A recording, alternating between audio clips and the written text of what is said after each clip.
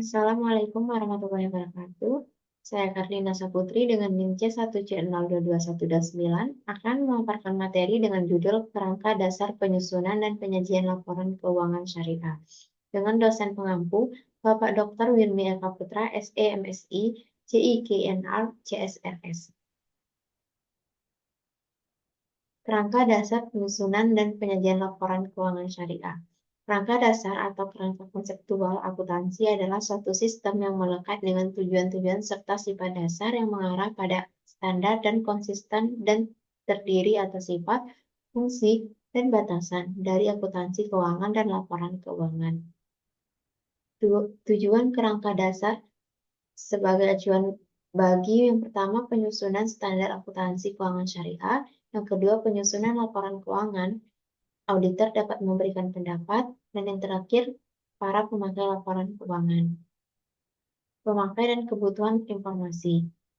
Pemakai dan kebutuhan informasi, pemakai laporan keuangan, yang pertama investor sekarang dan potensial, yang kedua pemilik dana CAR, yang ketiga pemilik dana syirkah temporer, yang keempat pemilik dana titipan, yang kelima pembayar dan penerima zakat, infak, sedekah, dan wakaf, keenam pengawas syariah, ketujuh karyawan, kedelapan pemasok dan mitra usaha lainnya, kesembilan pelanggan, 10 pemerintah, dan terakhir masyarakat. Paradigma transaksi syariah. Transaksi syariah didasarkan pada paradigma dasar bahwa alam semesta diciptakan oleh Tuhan sebagai amanah atau kepercayaan ilahi dan sarana kebahagiaan hidup bagi seluruh umat manusia untuk mencapai kesejahteraan hakiki secara material dan spiritual atau al-falah. Asas transaksi syariah yang pertama persaudaraan atau ukhuwah, yang kedua keadilah atau adalah, ketiga kemaslahatan, keempat keseimbangan, kelima universalisme. Karakteristik transaksi syariah. Transaksi hanya dilakukan berdasarkan prinsip saling paham dan saling ridho. Prinsip kebebasan bertransaksi diakui sepanjang objek halal dan baik atau taib. Uang hanya berfungsi sebagai alat tukar dan satuan pengukur nilai, bukan sebagai komoditas. Tidak mengandung unsur riba, tidak mengandung unsur kezaliman, tidak mengandung unsur maisir, tidak mengandung unsur gharar, tidak mengandung unsur haram, tidak mengandung prinsip nilai waktu dari uang. Transaksi dilakukan berdasarkan suatu perjanjian yang jelas dan benar.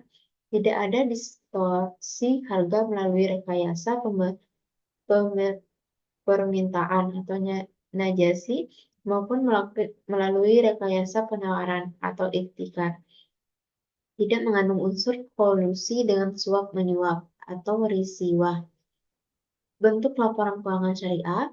Pertama, posisi keuangan entitas syariah disajikan sebagai neraca. Yang kedua, informasi kinerja entitas syariah disajikan dalam laporan laba rugi. Yang ketiga, informasi perubahan posisi keuangan entitas syariah yang dapat disusun berdasarkan definisi dana seperti seluruh sumber dana keuangan, model kerja, aset likuid atau kas. Yang keempat, informasi lain seperti laporan penjelasan tentang pemenuhan fungsi sosial entitas syariah. Dan yang terakhir, catatan dan schedule tambahan merupakan penampung dari informasi tambahan yang relevan termasuk pengungkapan tentang risiko dan ketidakpastian yang mempengaruhi entitas. Laporan keuangan bank syariah. Menurut PSAK 101, komponen laporan keuangan entitas syariah terdiri atas yang pertama laporan posisi keuangan pada akhir periode, laporan laba rugi dan penghasilan komprehensif lain selama periode, laporan perubahan ekuitas selama periode, laporan arus kas selama periode, laporan sumber dan penyaluran dana zakat selama periode, laporan sumber dan penggunaan dana kebajikan selama periode, catatan atas laporan keuangan, informasi komparatif mengenai periode sebelumnya, dan yang terakhir laporan posisi keuangan pada awal periode komparatif yang disajikan ketika entitas syariah menerapkan suatu kebijakan akuntansi secara retrospektif. Konsep dasar akuntansi menurut AAOIF dan pemikiran Islam. Pertama, tujuan akuntansi keuangan dan laporan keuangan dapat digunakan sebagai panduan bagi dewan standar untuk menghasilkan standar yang konsisten. Yang kedua, tujuan akan membantu bank dan lembaga keuangan syariah untuk memilih berbagai alternatif metode akuntansi pada saat standar akuntansi belum mengatur. Yang ketiga, tujuan akan membantu untuk memandu manajemen dalam membuat pertimbangan pada saat akan menyusun laporan keuangan.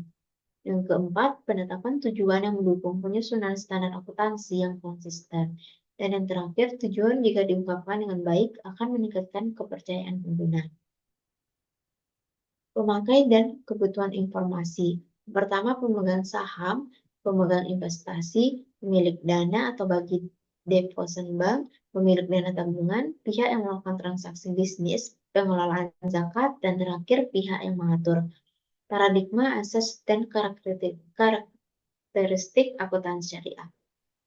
Paradigma, asas, dan karakteristik transaksi syariah tidak dapat dipisahkan dari ekonomi Islam, karena ekonomi Islam merupakan pelaksanaan syariah Islam dalam konteks muamalah.